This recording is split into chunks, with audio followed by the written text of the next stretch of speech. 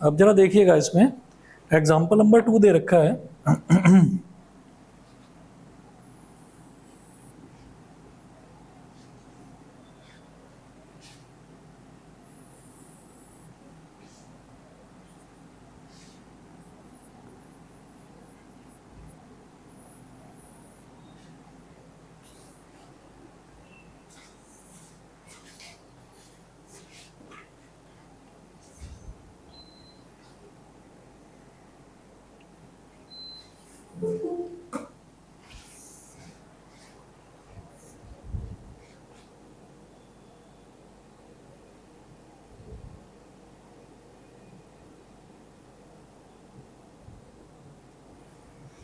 हाँ जी, example number 2।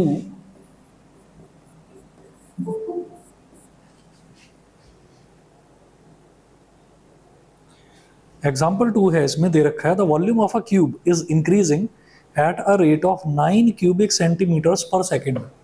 तो 9 cubic centimetres, cubic centimetre का मतलब सेंटीमीटर क्यूब हो गया, क्यूबिक सेंटीमीटर पर सेकेंड, और वॉल्यूम इंक्रीज हो रहा है। जब भी कभी कोई भी ऐसी क्वांटिटी आपको ये दे रखा होगा कि वो इंक्रीज हो रही है, तो आपको उसको पॉजिटिव लेना है, और जब भी कभी वो बोलेंगे कि वो क्वांटिटी डिक्रीज हो रही है, तो आपको उसको नेगेटिव लेना है।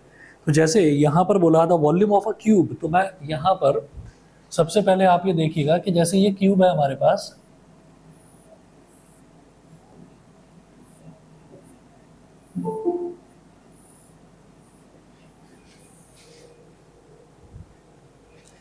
ये क्यूब है, और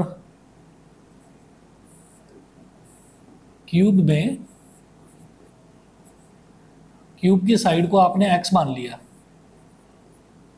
तो लेंथ भी एक्स, ब्रेथ भी एक्स, और हाइट भी इसकी एक्स। ठीक है, ये हो गया। अच्छा, गिवन गिवन क्या दे रखा है इन्होंने? इन्होंने ये दे रखा है the volume of a cube is increasing at a rate of 9 cubic centimetres per second. तो वॉल्यूम यानी कि जो इंक्रीज हो रहा है dv by D T is equal to 9 centimetre cube per second. ये समझ में आ गया? उन्होंने क्या दे रखा है? Volume is increasing at the rate of 9 cubic centimetres per second. तो 9 क्यूबिक सेंटीमीटर्स पर सेकेंड, तो क्यूबिक सेंटीमीटर ऊपर लिखा हुआ है, क्यूबिक सेंटीमीटर ऊपर लिखा हुआ है, और सेकेंड नीचे लिखा हुआ है। इसका मतलब ऊपर वॉल्यूम आएगी और नीचे टाइम आएगा। ठीक है, तो ये हो गया dv बाई डी टी, ऊपर वॉल्यूम आएगी और नीचे टाइम आएगा, तो dv बाई डी टी हो गया। उसके बाद ये कह रहे हैं how fast is the surface area increasing when the length of an edge is 10 centimetres. How fast is the surface area increasing, मतलब सरफेस एरिया को ds बोल दिया, s बोल दिया सरफेस एरिया को, तो ds बाई डी टी, ये straight line draw करेंगे when x is equal to 10 centimetre, question mark. आपको ये चीज़ कैलकुलेट करनी है, आपको ये चीज़ कैलकुलेट करनी है। तो ये कैसे निकाला जाएगा, ध्यान दीजिएगा जरा। dv बाई डी टी इतना दे रखा है, इसको बोल दीजिए इक्वेशन नंबर 1। इक्वेशन नंबर 1 हम ये कहेंगे कि volume of a cube is given edge, volume of a cube is, volume of a cube is given edge, कैसे होता है? साइड का क्यूब तो v is equal to X cube, differentiate with respect to t, both sides, differentiate with respect to t, both sides, दोनों तरफ आपको t के respect में डिफरेंशिएट करना है। तो ये हो गया dv by D T, dv by D T, volume को t के रिस्पेक्ट में dv बाई डी टी, और जब x को करेंगे t के रिस्पेक्ट में एक्स क्यूब को, तो 3x square dx by D T, 3x square dx by D T. अब dv बाई डी टी की वैल्यू दे रखी है 9, तो 9 is equal to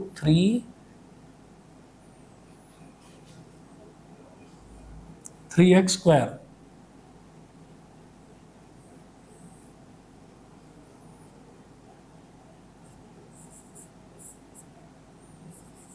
3x square dx by D T, तो 3x square into dx by D T, ये हो गया 3 1 जा 3, 3 3 जा 9। अब dx बाई डी टी कितना हो जाएगा?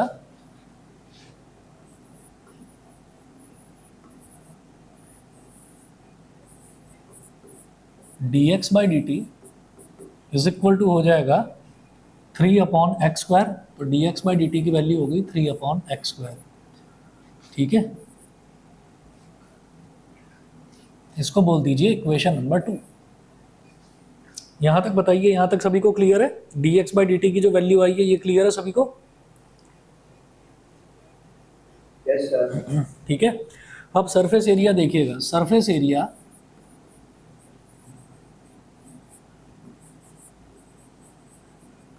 ऑफ अ क्यूब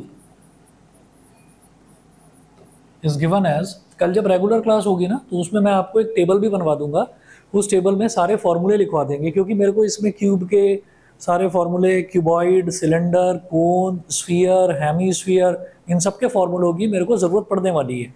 तो उसके मैं एक टेबल बनवा दूंगा, जिसको याद है ठीक है, नहीं याद है तो आपके पास एक समरी तैयार हो जाएगी, और भूल गए हैं तो रिवीजन उनका कर लेना। सरफेस एरिया, हाँ वही वाले सेम है।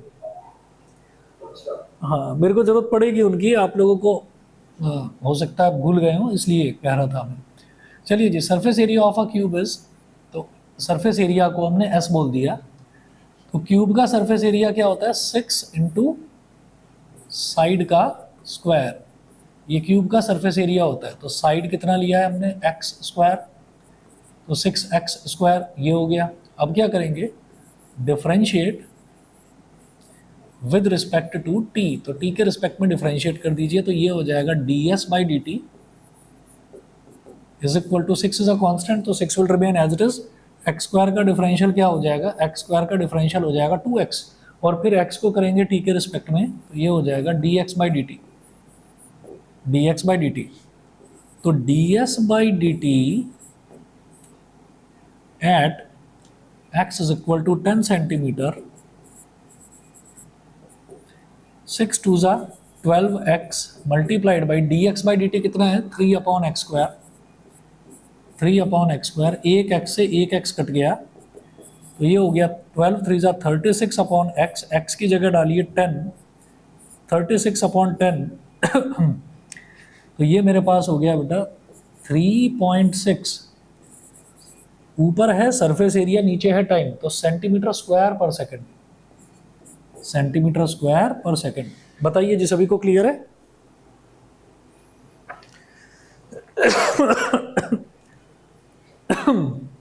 थ्री 3.6 सेंटीमीटर स्क्वायर पर सेकंड, ये हो गया।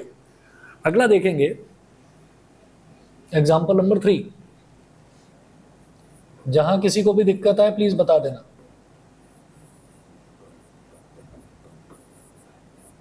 एग्जाम्पल नंबर 3 देखिएगा।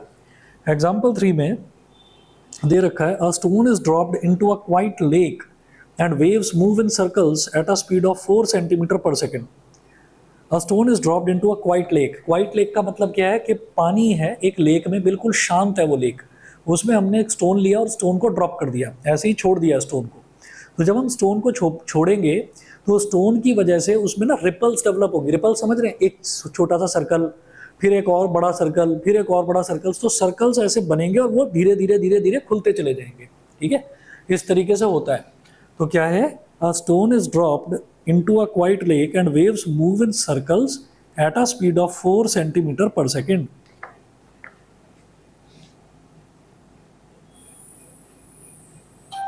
तो यहां पर पहली वेव बनी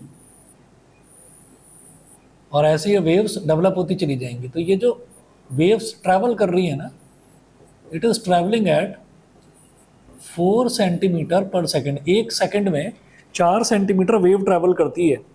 इसका मतलब क्या है? इसका मतलब क्या है? सेंटर से ही तो स्टार्ट होता है, तो सेंटर से ये वेव ऐसे धीरे धीरे धीरे धीरे डेवलप करती जा रही है। इसका मतलब ये जो एक सर्कल बन गया, सर्कल का रेडियस धीरे धीरे धीरे धीरे धीरे धीरे ऐसे बढ़ता जा रहा है। ठीक है, तो रेडियस का बढ़ना, जैसे यहां पर वॉल्यूम का बढ़ना विद रिस्पेक्ट टू टाइम क्या लिया था? dv/dt, ऐसे ही सर्कल के रेडियस का बढ़ना विद रिस्पेक्ट टू टाइम क्या लेंगे? dr/dt। रेडियस को r लेंगे तो dr/dt। तो ये मेरे पास हो जाएगा dr/dt is equal to 4 centimetre per second. dr/dt is equal to 4 centimetre per second. फिर उसके बाद देखिएगा, at the instant when the radius of the circular wave is 10 centimetre, उस इंस्टेंट पर जब रेडियस 10 सेंटीमीटर होगा, how fast is the enclosed area increasing. Enclosed area, area क्या हो गया ए, वो एरिया कितना फास्ट इंक्रीज कर रहा है, तो आपको D A by D T बताना है। ये क्या है, रेडियस के इंक्रीज होने का रेट, किसी भी चीज के इंक्रीज होने का रेट क्या होता है, that term upon D T, बस ये करना है, याद रखिए। ऐसे ही एरिया के इंक्रीज होने का रेट, तो एरिया क्या है ए, तो D A by D T. तो हमको क्या निकालना है, how fast is the area increasing, मतलब D A by D T when R is equal to radius of the wave is 10 centimetre. मेरे को ये कैलकुलेट करना है। सभी बच्चे बता दीजिए, यहां तक क्लियर है कि हमको करना क्या है? सही है? Yes, sir. चलिए जी, आगे आप ये कहेंगे कि area of the circular wave, area of the circular wave A is equal to क्या हो जाएगा भाई, पाई आर स्क्वायर। अब दोनों तरफ डिफरेंशिएट करिए, differentiate with respect to T, with respect to time, time के रिस्पेक्ट में आपको डिफरेंशिएट करना है। तो भाई यहाँ पर क्या हो जाएगा, D A by D T, और जब इसको करेंगे तो पाई तो कांस्टेंट है और आर स्क्वायर का डिफरेंशियल क्या हो जाएगा, 2r, तो ये तो पावर का हो गया, यानी कि आर स्क्वायर का हो गया, और फिर r का D R by D T, D R by D T, ठीक है। और D R by D T दे रखा 4, तो यहाँ लिखेंगे D A by D T at r is equal to 10 centimetre, जब r की value at the instant when r is equal to when radius of the circular wave is 10 centimetre, तो तब ये क्या हो जाएगा, pi into 2r is 2 pi r, और D R by D T की वैल्यू है 4, तो 2 पाई मल्टीप्लाइड बाई r कितना है 10 इंटू 4, 10 4 जा 40, 42 जा 80, तो 80 पाई ऊपर क्या है एरिया, नीचे क्या है टाइम, और ये सेंटीमीटर पर सेकंड में दे रखा है, तो एरिया भी सेंटीमीटर स्क्वायर पर सेकंड में आ जाएगा, 80 पाई सेंटीमीटर स्क्वायर पर सेकंड में।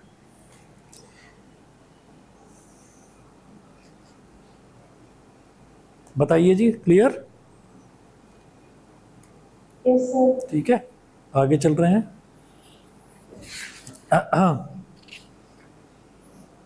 चलिए जी, इसके बाद एग्जाम्पल नंबर 4 देखेंगे। एग्जाम्पल नंबर 4 में है the length x of a rectangle is decreasing at the rate of 3 centimetre per minute, ठीक है, and the width y is increasing at the rate of 2 centimetre per minute. When x is equal to 10 centimeter and y is equal to 6 centimeter, find the rates of change of the perimeter and the area of the rectangle। तो देखिए, इन्होंने बोला है कि the length x and width y, rectangle की length को x बोला और जो विड्थ है उसको बोल दिया इन्होंने y। तो जरा रेक्टेंगल बनाते हैं ऐसा जैसा ये बोल रहे हैं।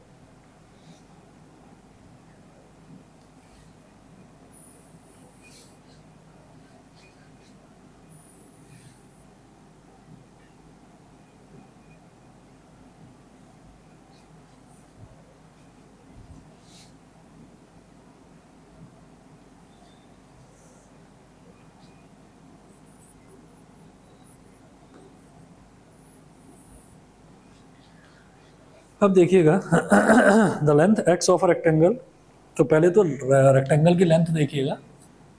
रेक्टेंगल की लेंथ इन्होंने दी है x और रेक्टेंगल की जो विड्थ है वो दी है y, तो x और y हो गया इस तरह से। फिर वो बोल रहे हैं the length x of rectangle is decreasing at the rate of 3 centimetre per minute. Decreasing का मतलब मैंने आपको बताया, जब भी कभी आपको कोई भी रेट जो है वो डिक्रीजिंग दे रखा हो तो आपको उसको नेगेटिव लेना है। तो इन्होंने बोला है the length x of a rectangle is decreasing at the rate of 3 centimetre per minute, तो dx by D T 3 centimetre per minute, तो उसको मैंने माइनस ले दिया बिकॉज इट इज डिक्रीजिंग। उसके बाद बोल रहे हैं and width y is increasing at the rate of 2 centimetre per minute. तो जो विड्थ y है dy by D T is equal to 2 centimetre per minute. ये हो गया, तो dx बाई डी टी हो गया, dy बाई डी टी हो गया। इसके बाद when x is equal to 10 centimeter and y is equal to 6 centimeter, find the rates of change of the perimeter and the area of the rectangle. Rate of change of the perimeter, तो perimeter निकालना है जरा इसका। तो A part में ये perimeter पूछ रहे हैं, तो perimeter P, perimeter कितना हो जाएगा इसका 2 into x plus Y, 2 into X plus Y. तो P is equal to 2 into X plus Y, मैंने ऐसे लिख दिया, इसको एक्सपेंड कर दीजिए, 2x प्लस 2y लिख दीजिए। 2 इंटू एल प्लस बी होता है ना, तो लेंथ कितना दे रखा है x और ब्रेथ कितना दे रखा है y, तो 2x प्लस 2y। अब क्या करिए, differentiate with respect to t। तो p को जब t के रिस्पेक्ट में करेंगे तो dp बाई डी टी, 2 है, x को dt के रिस्पेक्ट में, t के रिस्पेक्ट में करेंगे तो dx बाई डी टी, फिर ये 2 कांस्टेंट है और y को t के रिस्पेक्ट में जब करेंगे तो dy बाई डी टी। तो dp by D T is equal to 2 multiplied by dx by D T कितना है -3 plus 2 multiplied by dy by D T कितना है प्लस का 2। तो 2 इंटू -3 इज -6 और 2 इंटू 2 इज 4। तो ये हो गया माइनस का 2 सेंटीमीटर पर मिनट। इसका मतलब जो पेरीमीटर है, माइनस का मतलब क्या है कि perimeter is decreasing at the rate of 2 centimetre per minute. मेरी बात समझ गए? ठीक है जी। Perimeter is decreasing at the rate of 2 centimetre per minute. इसके बाद इसका बी पार्ट देखिएगा।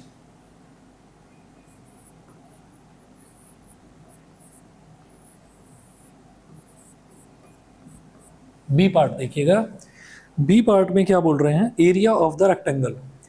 क्या पूछा जा रहा है, find the rate of change of area of the rectangle. तो area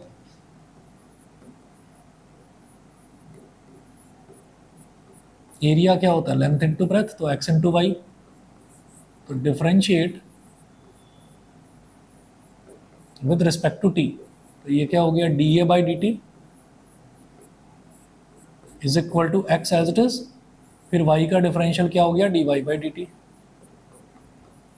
plus Y as it is, और x का डिफरेंशियल क्या हो गया, dx बाई डी टी। तो x dy by D T plus Y dx by D T, product rule लगा रहे हैं, ठीक है। अच्छा, dA बाई डी टी वो कब निकालना था, इन्होंने देखिए क्वेश्चन में दे रखा है when x is equal to 10 centimetre and y is equal to 6 centimetre. अब यहाँ पर जो dp बाई डी टी हमने निकाला था, यहाँ मुझे x और y डालने की ज़रूरत ही नहीं पड़ी, क्योंकि रिजल्ट कांस्टेंट आ रहा है, तो वहाँ x और y डालने की ज़रूरत ही नहीं पड़ी। लेकिन यहाँ ज़रूरत पड़ेगी, देखिए x की वैल्यू डालनी पड़ेगी, y की वैल्यू डालनी पड़ेगी। dx by dy by D T और dx बाई डी टी हमारे पास है, ठीक है। तो अब आप ये देखिएगा, dA by D T X is equal to 10 centimetre comma y is equal to 6 centimetre. अब वैल्यू डालिए, x की जगह क्या डालेंगे 10 into dy by D T, dy by D T क्या है 2, प्लस y की जगह डालेंगे 6 और dx बाई डी टी क्या है -3, ठीक है। तो 10 2 ज़ा 20 और 6 इंटू -3 इज -18, तो 20 -18 इज 2। क्या देखिए, ऊपर है एरिया और नीचे है टाइम, तो एरिया की यूनिट सेंटीमीटर दे रखा है ना, तो सेंटीमीटर स्क्वायर, ठीक है, वो दे रखा है सेंटीमीटर पर मिनट, तो सेंटीमीटर स्क्वायर पर मिनट, 2 सेंटीमीटर स्क्वायर पर मिनट। बोलिए जी, समझ गए होंगे सभी बच्चे? ठीक है भाई, हार्दिक बताओ, क्लियर है? रिद्धि, चलिए ठीक है, ओके जी, ओके। अगला देखिएगा, एग्जाम्पल 4 के बाद में अगला देखेंगे एग्जाम्पल नंबर 5।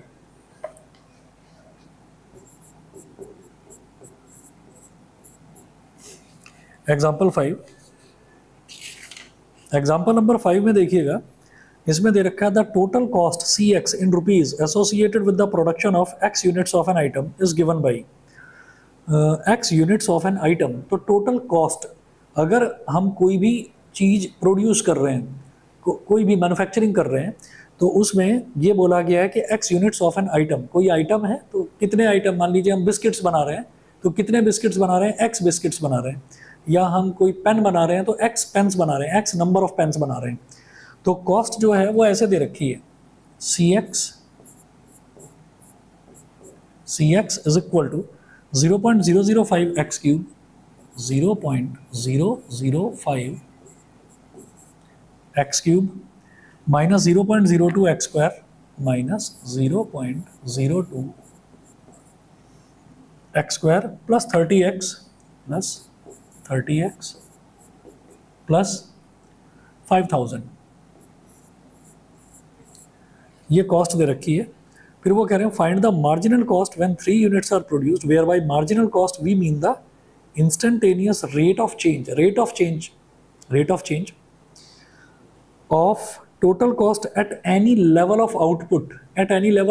आउटपुट क्या है, जो आप प्रोड्यूस कर रहे हैं। तो प्रोड्यूस क्या कर रहे हैं आप, क्वांटिटी प्रोड्यूस कर रहे हैं। तो वो कह रहे हैं इंस्टेंटेनियस रेट ऑफ चेंज का मतलब ही डिफरेंशियल होता है, d/dt, है ना, एनीथिंग। तो अब यहाँ पर rate of change of total cost at any level of output, मतलब टाइम के रिस्पेक्ट में नहीं करा जा रहा, आउटपुट के रेस्पेक्ट में करा जा रहा है। मतलब दे आर आस्किंग dc/dx, और dc/dx से क्या होता है, इसको कहते हैं मार्जिनल कॉस्ट। इन्होंने एक्सप्लेन कर रखा है, ये आपको मार्जिनल कॉस्ट बतानी है, where by marginal cost we mean that. तो मार्जिनल कॉस्ट क्या होता है वो इन्होंने बता रखा है, instantaneous rate of change of cost at any level of output. तो कॉस्ट का आउटपुट के रिस्पेक्ट में डिफरेंशियल, ठीक है, तो उसको मार्जिनल कॉस्ट बोलते हैं, मार्जिनल कॉस्ट। तो dc/dx, और क्या लिखा है, व्हेन 3 यूनिट्स आर प्रोड्यूस्ड, तो x इज इक्वल टू 3 जब होगा। ठीक है, अब आपको ये समझ में आ गया होगा। तो देखिएगा कैसे करेंगे।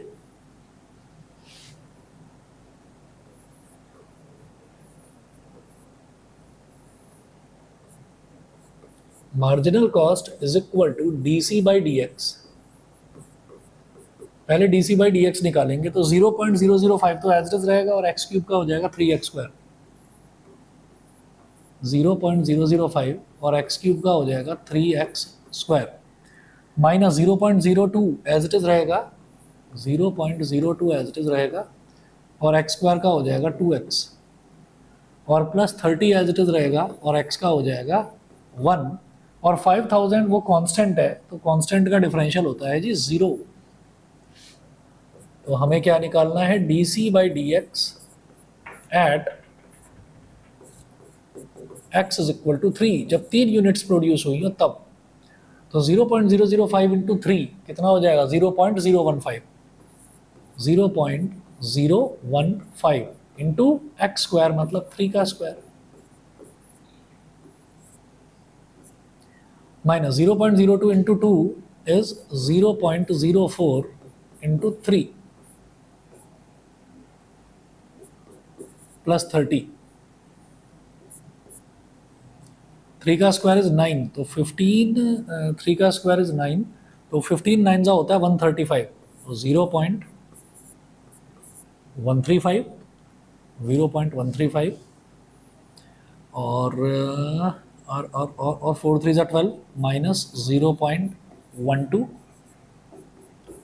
प्लस 30, तो 30 इसमें ऐड करो, ये हो गया 30.135 minus 0.120, subtraction 5 minus 0 is 5, 3 minus 2 is 1, 1 minus 1 is 0, और 30 minus 0 is 30, 30.015। ठीक है, अब 015 तो कुछ होता नहीं, क्योंकि डेसिमल के बाद अगर रुपीज़ है तो डेसिमल के बाद आपको 2 डिजिट ही बस लेनी पड़ेगी, क्योंकि रुपए के बाद फिर क्या आता है, छोटा पैसा। डॉलर है तो डॉलर के बाद क्या आएगा, सेंट, तो वो भी $1 में 100 सेंट होते हैं, तो ऐसे ही 1 रुपए में 100 पैसे होते हैं। तो इसी तरीके से हम क्या करेंगे रुपीज़ 30 पॉइंट, इसको अप्रॉक्सीमेट कर दो 0.30.02, तो 30 रुपये 2 पैसे, ठीक है, ये हमारा मार्जिनल कॉस्ट आ गया। बताइए जी, ठीक। Yes, sir. ठीक है जी, चलिए जी, तो अभी के लिए मैं बस इतना ही छोड़ रहा हूँ, अभी के लिए इतना ही छोड़ रहा हूँ, और कल की क्लास में इसमें एक्सरसाइज 6.1 के जो इंपॉर्टेंट क्वेश्चंस हैं वो करेंगे, बाकी सारे आप लोगों को कल मैं होमवर्क के लिए दूंगा। तो आज के लिए बस इतना ही, रिवाइज आप करके कल आ जाना, ये जो कितने हमने 4 एग्जाम्पल्स करें, ठीक है, इनको रिवाइज करके आ जाना, तो कल थोड़ा आसानी से समझ में आएगा आगे का। ठीक है जी, चलिए फिर आज के लिए इतना ही। ओके जी, good night. Thank you, sir. Okay okay.